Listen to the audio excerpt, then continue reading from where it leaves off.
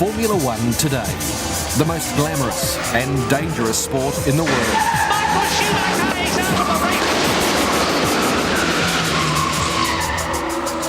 It's watched globally by millions of fans. It's fueled by billions of dollars of sponsorship money. It is the leading edge where technology, materials and humans are pushed to their very limits. It is the arena of a chosen few. There was a time when 3 New Zealanders simultaneously reached this pinnacle. They would go on to dominate not just Formula One, but other top arenas of motorsport, including Indianapolis and Le Mans. Theirs is a story of triumph and tragedy, of determination and imagination, of winning and losing, good luck and bad, and of life and death. But it's a story that a whole generation of New Zealanders has never heard.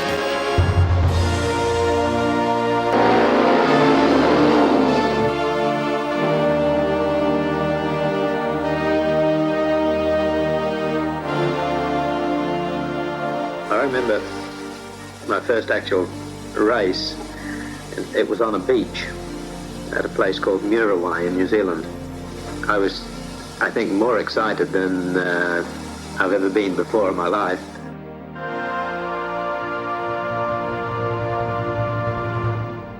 Bruce Leslie McLaren was born in Auckland in 1937. At the age of 9, he developed a rare hip joint condition known as Perthes disease.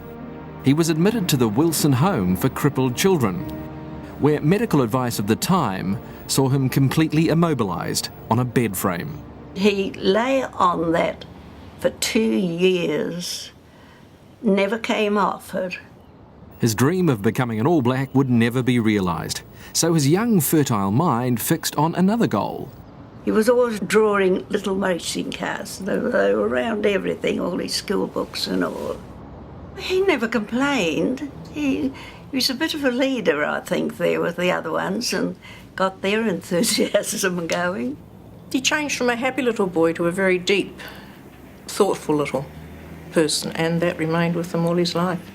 In post-war New Zealand, motor racing was a do-it-yourself amateur affair. Beach racing and hill climbing were the most common events, but that was about to change. The fledgling New Zealand Motor Racing Drivers Association had big ambitions.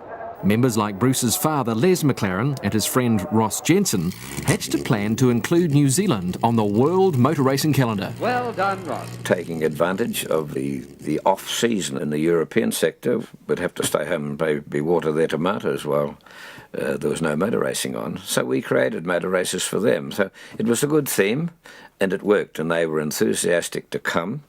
They didn't come for nothing. The annual New Zealand International Grand Prix became hugely successful. It enabled the isolated New Zealanders to see firsthand the latest racing cars and to compete against international drivers such as Prince Bira of Thailand, Jack Brabham of Australia, and the legendary Stirling Moss. Racing out here was always very enjoyable, not because of the racing, but as much as the social side, the friendship that one had with the drivers, with the places we went to, and just it was an enjoyable life. Inspired by the sights and sounds of a real Grand Prix, Bruce badly wanted a racing car. His father found him an aged Austin 7 Ulster in pieces. In their Remuera service station, they rebuilt it. This hands-on mechanical experience would mould Bruce's future.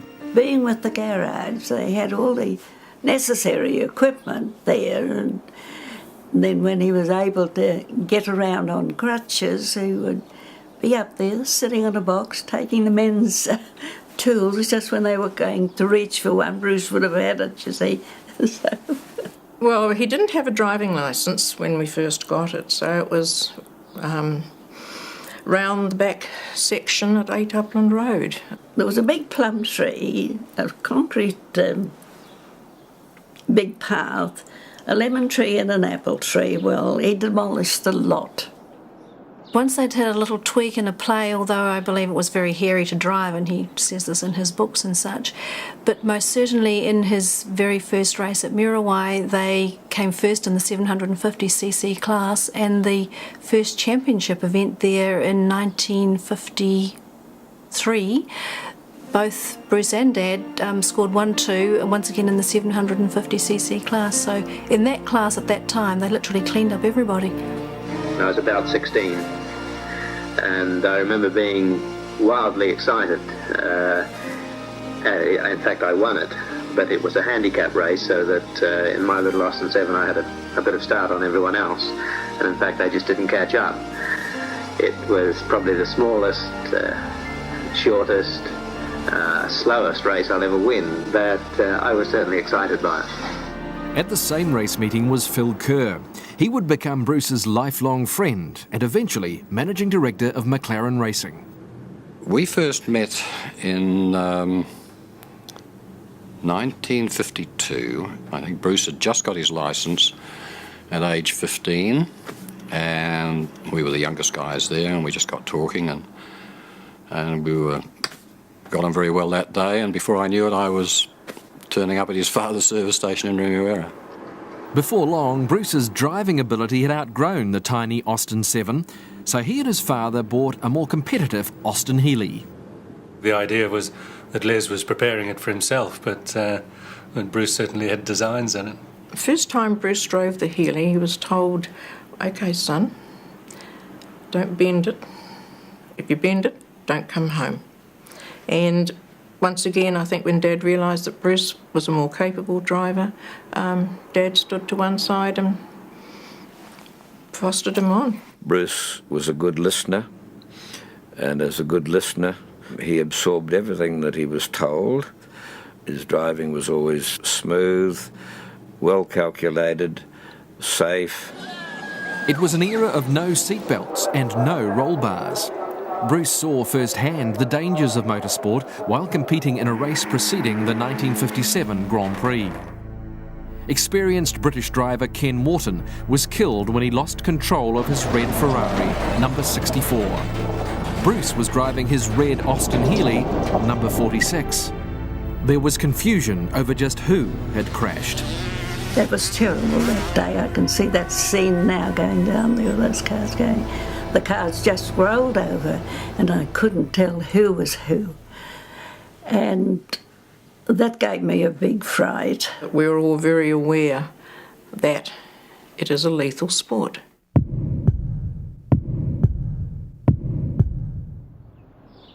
My first impression of Denny Hulme was, who is this fellow driving with bare feet?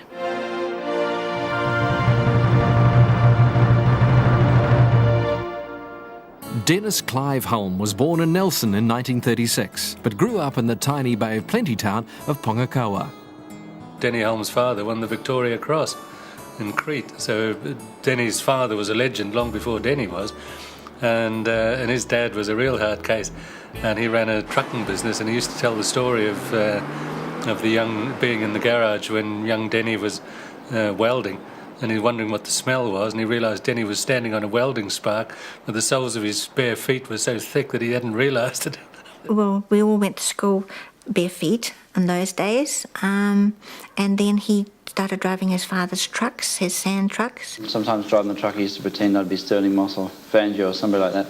And I got to thinking, well, it wouldn't be so bad, and then the opportunity arose where we could purchase an MGTF 1500.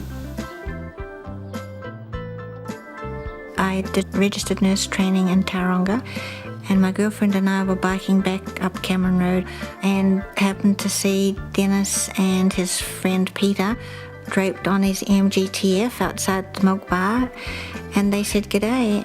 He wanted to take me for a ride, which we did up and down the hills towards Cadicat, and I remember finding it very drafty and noisy and making complaints about this car, which I think he felt was very unusual because you girls were always saying, you know, what a wonderful car it was, and here I was being completely opposite. He used to take his rusty friends for rides, one after the other, and swing into this area here and do a mighty spin or 2 or 3 spins around here. He did that till I heard about it, and he didn't do it anymore round here, but I do believe he was spinning out everywhere he could go. He was on the way to becoming a champion, and he didn't know it.